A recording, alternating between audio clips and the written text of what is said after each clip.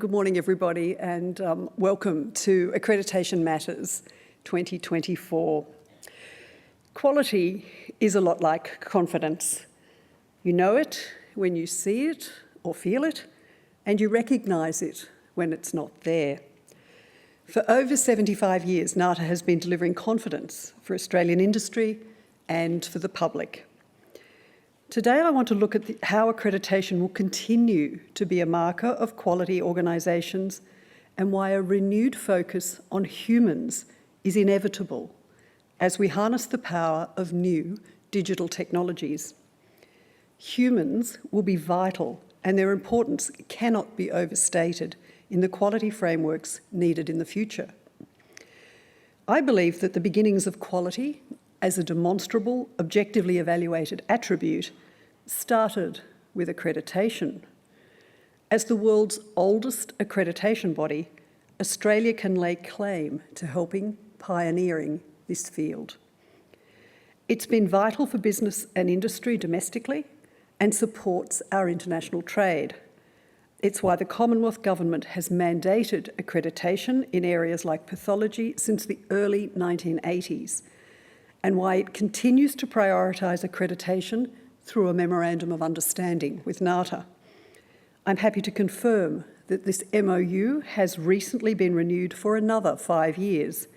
So thank you to our government stakeholders for your continued collaboration, support and endorsement of the vital role of NATA accreditation. To look forward, it's worth first looking back. NATA itself was born out of wartime necessity, ensuring that munitions manufactured in the United States could fit weapons made in the US was of vital importance to the war effort, as was the need to identify competent testing facilities to support Australia's post-war redevelopment. The importance of traceable, comparable measurements, quality control and consistent manufacture and testing, effectively the need for standardisation, was clear to the government of the day, and so NATA was born in 1947. Our activities at this time piqued international interest, and our peer review system of accreditation has formed the basis for the establishment of over 110 accreditation bodies in more than 100 economies around the world. And through the International Organisation for Standardisation, ISO, the development of international standards for laboratories, certification bodies and other types of conformity assessment bodies, and for accreditation bodies themselves. The requirements for accreditation from 1947 remain effectively unchanged. A well-defined range of testing services, appropriate equipment, safety, laboratory procedures and records, as well as competent personnel. Almost 8 decades have gone by, but those requirements for registration, as they were called, which were adopted internationally and became ISO Guide 25, now ISO IEC 17025, are still the fundamental components of a competent testing facility. The quality framework that we now expect supports the testing and provides a buffer against staff and equipment changes and other variables that may impact the organisation's activities. This is how it was over 7 decades ago, and despite changes to technology and customer expectations, accreditation is based on the same principles today and will be so in the future. So why has Australia's accreditation system been so successful? NATA's model for peer review assessment uses industry specialists as volunteer technical assessors who aren't just knowledgeable, they're at the top of their field. The work of technical assessors is recognised by many personnel certification bodies as a form of the continuing professional development supporting applications for certification renewal. Importantly, our technical assessors don't just see their role as assessing compliance with standards, they also see their work as a way to give back to their industry, a contribution to the bigger picture. The accreditation standards NATA uses protect organisations from being limited by the technology of the past. The technical assessors who visit facilities with NATA lead assessors are up-to-date experts in the areas that they are assessing. They know and recognise the changes in technology happening in real time. So when a better approach, new technology, or changes to decision-making processes are presented, the up-to-date knowledge of our technical assessors, together with our lead assessors' detailed knowledge of the standards, ensures the functional engagement of new processes, new technology, and other developments in the assessment process. Their work allows for an ongoing cycle of continuous improvement as they bring the highest levels of contemporary knowledge to each assessment. Technical assessors are in a position to advise NATA about how we can meaningfully assess competency in the new environment. Some of these experts are also on NATA's accreditation advisory committees. We rely heavily on our AACs across the spectrum of NATA's activities. They advise us on industry activities, trends, and current research, ensuring NATA accreditation always remains contemporary. Members of our AACs are also industry-leading professionals appointed by NATA's Board of Directors for their specialist knowledge and expertise. NATA is not alone in supporting Australia's technical infrastructure, called the Standards and Conformance Infrastructure. All pillars of the SCI are vital to the support of Australian industry and the public interest, and all pillars are important to quality. The Standards and Conformance Infrastructure comprises documentary standards from Standards Australia, metrology and traceability of measurements from our National Measurement Institute, and accreditation, JASANS and NATA. Standardisation is critical to the process. Without a standards framework, there is no benchmark to identify and define the minimum or optimum process necessary to have meaningful comparability of results.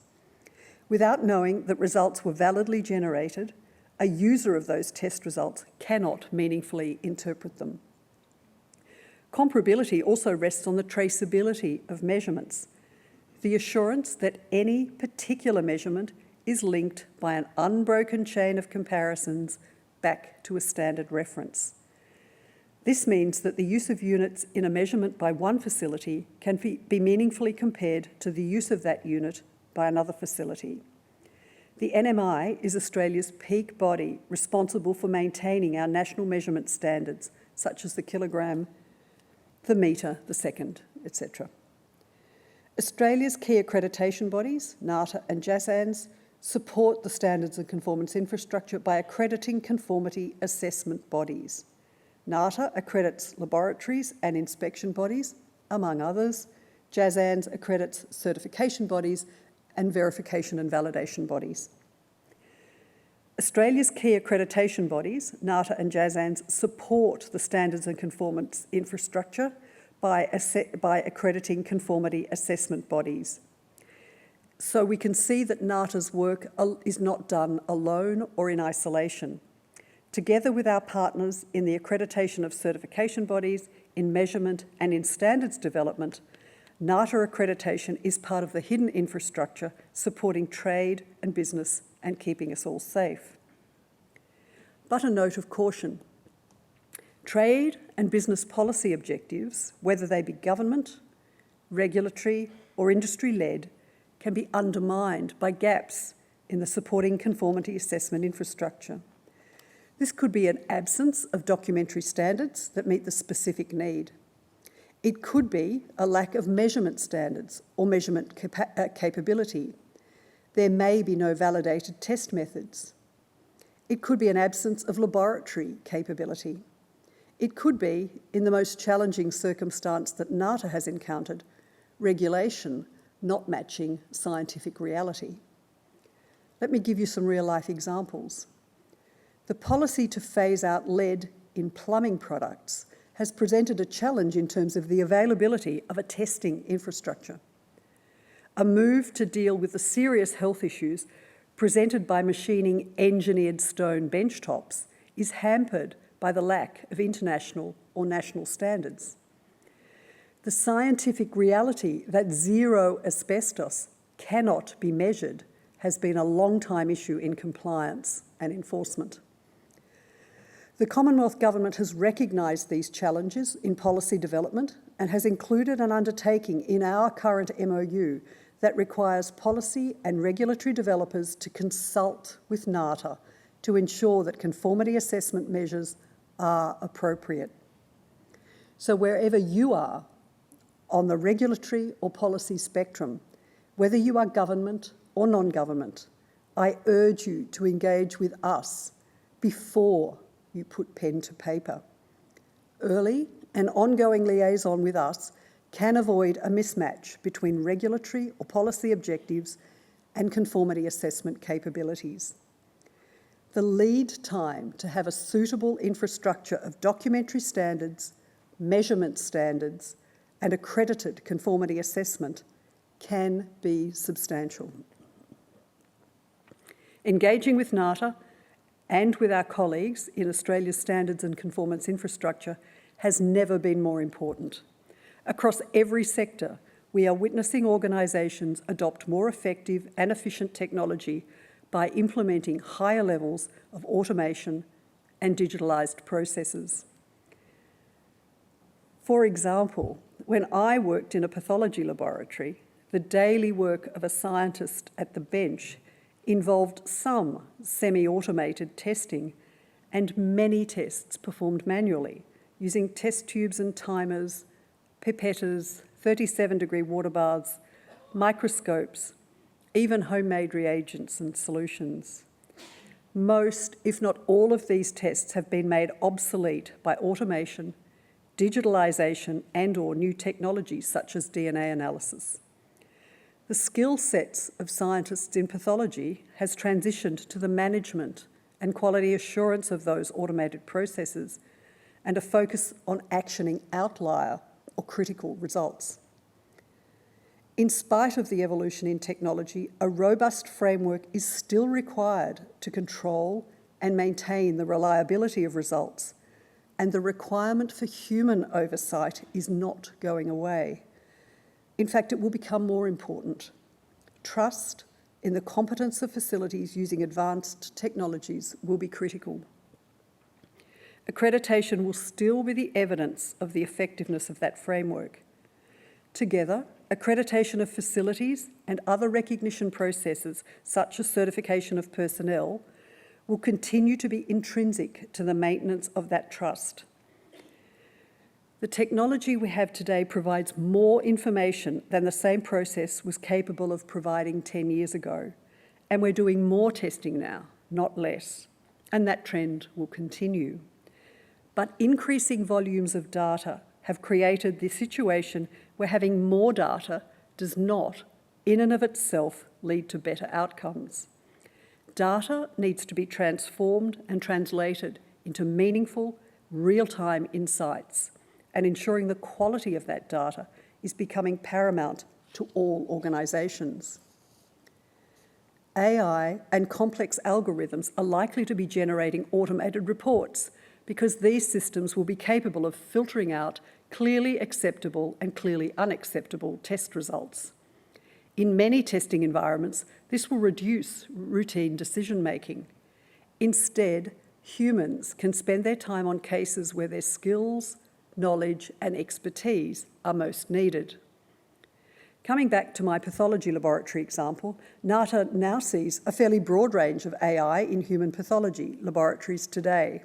For example, AI, or what is also referred to as natural language processing, is used to evaluate biopsy reports in anatomical pathology and automatically forward information to the cancer registries. In settings using microscopy, image processing is used to identify abnormal cells that require further evaluation and identification by humans. Skilled professionals will make judgments and write more nuanced reports for their clients to make decisions.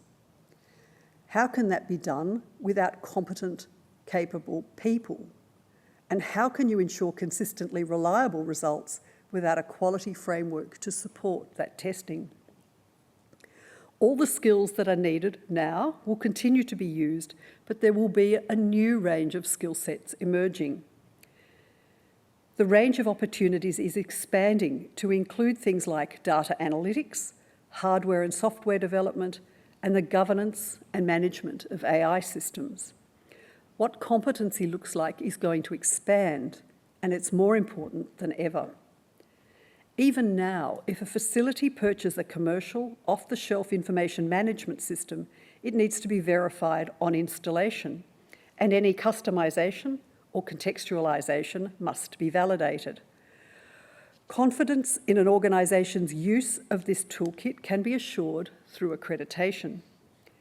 Technical assessors and NATA lead assessors will assess that validation as they already assess the implementation of other automated systems in accredited laboratories. Technology operating on the spectrum between sophisticated algorithms and actual artificial intelligence is already available, as I've said. And as we embed more technology in our organisations, there will be a need for roles for people in the quality and validation elements of how these systems are introduced, governed and commissioned. ISO IEC 38507-2022, also adopted here in Australia on the governance implications for the use of AI by organisations, looks at the benefits, but also the increased risk profile for those adopting increasingly intelligent technology. So when introducing AI, existing governance may no longer be fit for purpose. Existing governance controls may be inappropriate or even compromised. Significant benefits can certainly be achieved, but significant risks may be introduced, including potential harm to stakeholders. AI will introduce new obligations, such as legal obligations and regulatory obligations. And when introducing AI, an organisation's risk profile can change rapidly. Accountability cannot rest with a computer. A human is required in that process. It's as true today as was noted in a presentation made in 1979 by IBM. Therefore, a computer must never make a management decision. Those overseeing the use of technology will need to be able to explain how a result was reached. Risk profiles cannot be set and forget model, waiting for an annual update. There's a very real chance that the technology will supersede risk management governance, so a more agile and continually monitored approach will be needed. As you can see from the risk table for the use of AI behind me, there is a number of constantly changing variables to be considered when formulating governance for AI systems. Hopefully you will agree that humans and people are very much required. However, as I stated earlier, there is a range of new skill sets emerging, and they will be integral to augmenting and adapting quality frameworks to meet the challenges of changing technologies. Human oversight will continue to be required to ensure technology is being used appropriately. Ensuring the competency of people at all levels of the organisation, irrespective of their roles and expertise, will continue to be critical to maintain trust and confidence in laboratories and their outputs, that is, the data and results they produce. New technologies such as AI are no different to any other technologies.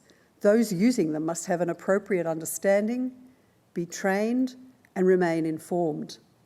There must be relevant controls, clear processes to raise concerns over results, clear lines of authority to make decisions, such as the ability to intervene if required. Accreditation will continue to be the independent, impartial, expert process that provides confidence for the accredited organisation itself and for the stakeholders, for the customers and for the community. Accreditation will continue to be the assurance that organisations can do what they say they can do. Change is coming. ISO has released its flagship AI management system standard, ISO IEC 42001, and the EU's AI regulator has mandated its use. Much like ISO 9001 for quality systems and ISO IEC 27001 for information security management, organisations will be externally audited and certified against it. I'm sure many of you, like NATA, have already established or are working towards 27001 compliance. So hopefully the new standard will be relatively smooth transition to implement.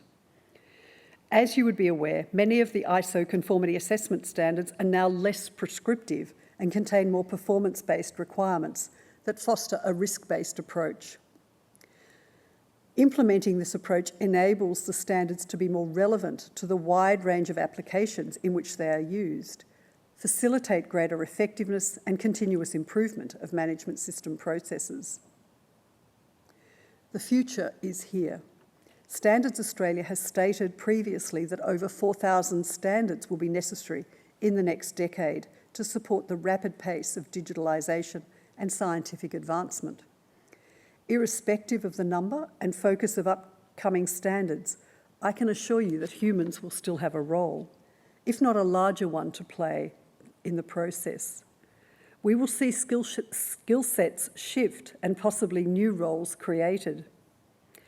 A core aspect of NATA's purpose has always been and will continue to be risk mitigation for stakeholders and decision makers in Australia. We are here to support decision makers and deliver confidence in test and inspection results and in the outputs of other conformity assessment bodies such as reference materials producers, proficiency testing providers and biobanks. No matter the changes of inputs, be they hardware, software or human, there will always be a need to provide assurance of the outcomes of testing, inspection and other conformity assessment activities by an assessment of those processes and techniques used to generate results. We've seen in markets with more mature rates of adoption of AI that humans remain vital to the generation of trusted testing results. We will still need humans to offer their expert counsel over the governance of AI systems. Automated systems can recommend further testing where it may be required, but ultimately, the decision-making is still a completely human process. In the near future, we are likely to need more specialists to help evolving automated systems to resolve data into meaningful information.